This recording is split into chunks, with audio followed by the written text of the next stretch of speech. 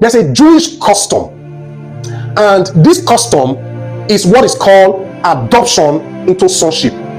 When you say adoption today, what does it mean?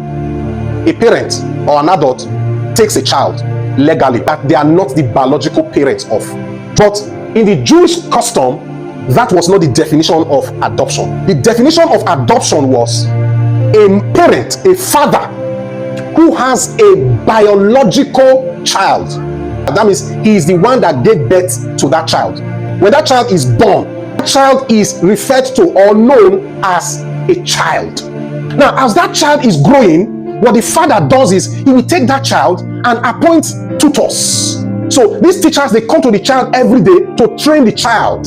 So that child is growing with that training. Now it gets to a certain age when the tutors believe that this child has grown enough, has matured enough, has learnt enough. What happens is the father of the child will not call a ceremony. The father makes an announcement to everyone that this boy is no longer my child.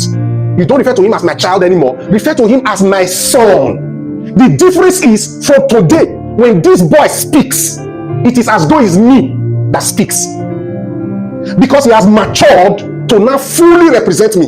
If you bring a land document and this boy signs, it is legally binding as though I signed. So the boy has been trained sufficiently enough for him to now take his place as a son. So the word son was not just a biological child. No, he was a child that, although biological, but has done what? Grown and matured. The first declaration of Jesus as the Son of God was at his baptism. Like I said, the Father will call a ceremony and announce. But for Jesus, there were 3 ceremonies at 3 different times. First one, let's look at the Bible. A voice came from heaven and said, "This is my what?